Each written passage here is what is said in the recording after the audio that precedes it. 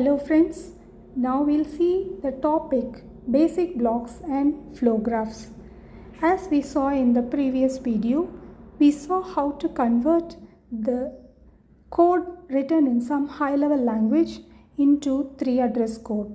In continuation to that, we are going to see how to take the generated 3-address code into basic blocks and flow graphs, which will be helpful for the compiler to do later processing. As you can see here, you can see the C program for the quick sort as a sequence of 3-address code numbered from 1 to 30. Now we'll see what a basic block is, and we'll also see how to convert the set of 3-address code into a set of basic blocks. A basic block can be considered as a single unit in which the control passes through the top of the basic block and only leaves the basic block through the end of the basic block and not anywhere in between. Now we'll see the procedure for converting the 3-address code into a set of basic blocks. In order to do that, we need to find the set of leaders. There are 3 rules for finding the leaders. The first rule is the first 3-address instruction in the intermediate code is the leader. So according to that, in our 3-address code, as you can see in figure 10.2, the first instruction is a leader statement. So we write the set of leaders. So in the set of leaders, we have number 1, that is instruction number 1 as one of the leaders. And there is another rule, the rule number 2, which says any instruction that is the target of a conditional or unconditional jump is a leader. So as you can see in the code, in the 3-address code, you can see statement number 8, which is a conditional goto statement. And the target of this conditional goto statement is number 5. So 5 is a leader. So we write 5 as a leader. As you can proceed and see in the 3-address code, instruction number 12, which is a conditional statement, if T5 greater than B, go to 9. In this conditional go to also, the target is number 9. So 9 is a leader. So write 9 as a leader. Then we can see instruction number 13, wherein that is also a conditional go to and the target is 23. So 23 is a leader. And you can see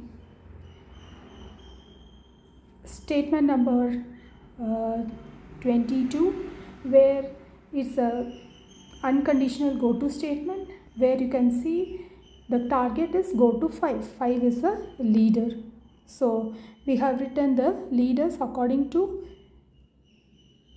rule number 2. Rule number 3 says any instruction that immediately follows a conditional or unconditional jump is a leader.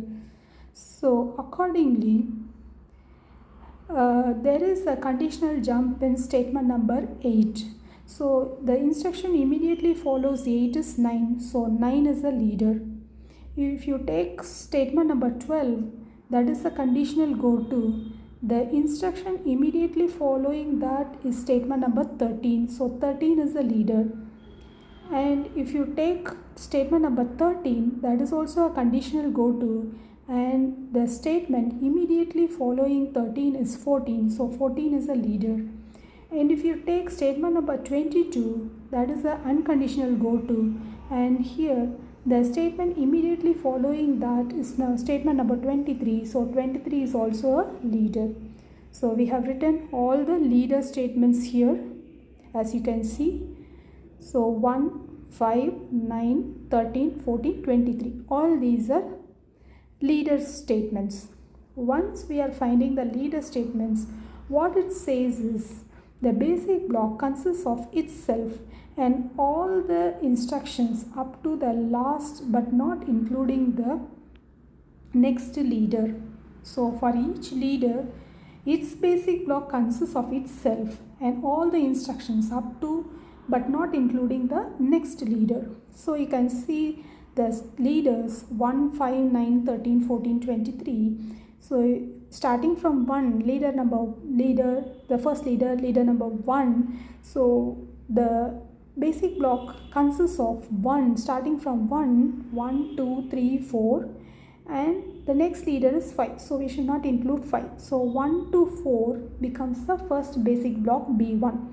Similarly, the next leader is 5. So take 5, 6, 7, 8. But you should not include the next leader. The next leader is 9. So 5 to 8 will be the next basic block B2. And the next leader is 9. So if you take from 9, 9, 10, 11, 12. But the next leader is 13. So you should not include the next leader. So 9 to 12. That will be block B3.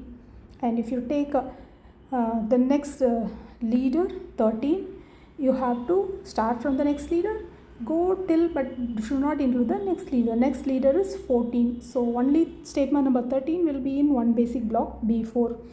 Then the next basic block is 14. Starting from 14, 14, 15, 16, 17, 18 till the next leader. The next leader is at 22. So you can go from 14 to the next leader is 23. So you can go to 22. 14 to 22 will be in basic block B5.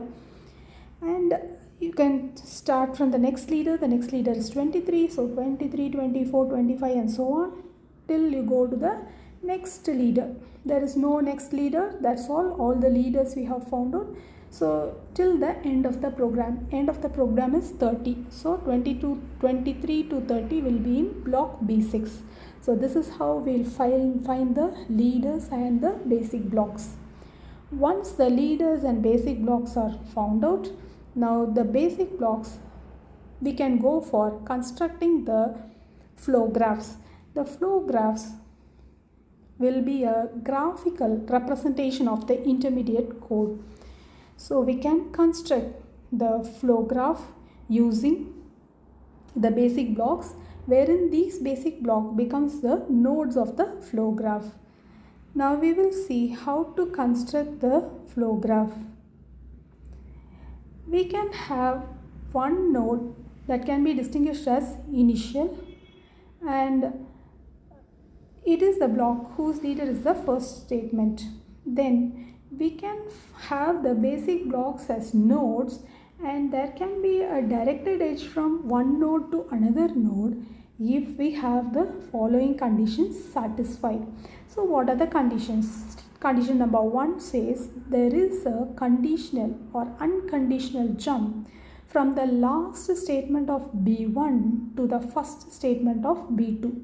B1, B2 are basic blocks. So there is a conditional or unconditional jump from the last statement of B1 to the first statement of B2. So now, as we have seen, I have rewritten that same thing, leaders and basic blocks. Now if you can see, basic block B1 consists of statement number 1 to 4. Similarly, basic block 2 consists of 5 to 8 and so on, as we have seen here, basic blocks.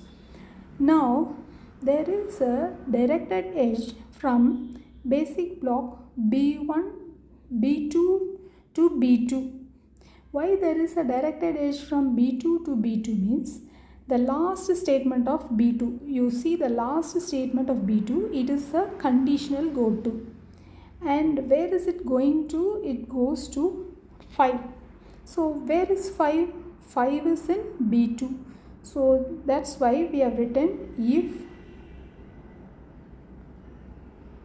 T3 less than V go to 5. So there is a go to statement from the last statement of B2 to the first statement of B2. That's why we write it as go to B2. Similarly, if we see B3, from the last statement of B3, we have go to the first statement of B3. So that is why we have a directed edge from B3 to B3. And if you can see in statement number 13, if I greater than or equal to j, go to 23. So this statement number 13 is a conditional go to, and the last statement of this block, that is B4, it is going to the first statement of block B6. So there is we draw a directed edge from B4 to B6. Then you can see in statement number 22 there is an unconditional go to 5. So that's why we have a directed edge from 5 to 2, because it is going to 5, go to 5. 5 is in block B2. So it is going from the last statement of basic block B5 to the first statement of basic block B2. So that's why we have a directed edge from basic block 5 to basic block 2. Now we have drawn these directed edges. There is one more condition for drawing the directed edge. The condition is given here. B2 immediately follows B1 in the order of the program, and B1 does not end in an unconditional jump. So this is the second condition for drawing the directed edge. As we can see here, the first statement, the last statement of B1 is 4 and the first statement of B2 is 5. So it follows in the order of the program, and also the last statement of B1 is not a go to statement. So that's why we have a directed edge from B1 to B2. Similarly, if you see B2 block and B3 block, the B2 block's last statement is number 8, and B3 block's first statement is number 9. So it follows in the order of the program, and also the last statement of B2 is not a unconditional go to, it is only a conditional go to. So we can have a directed edge from block B2 to B3. That's why we have drawn that edge. And if you see, take block B3 and block B4, B3's last statement is statement number 12. B4's first statement is statement number 13. So if you can see, these two statements are in the same order of the program, and also block B3's last statement is not an unconditional go to. So we can draw a directed edge from B3 to B4. And also if you see the block B4's last statement, that is the statement number 13, and if you see the block B5's first statement, that is statement number 14, so they are in the same order. And also this last statement of B4 is not having any unconditional go to. That's why we have a directed edge from B4 to B5. And coming to B5, if you see, the last statement of B5 is a unconditional go to. It says go to B2. Yes, so it is a conditional go to. See, so and also if you see the block B6 first statement, block B5's last statement and block B6 first statement are in the same order of the program, but we are not drawing a directed edge from B5 to B6 because the last statement of block B5 is a unconditional go to. So as you can see in the figure, there is no directed edge from B5 to B6. So using these rules, we have drawn the flow graph from the basic blocks constructed. Thank you.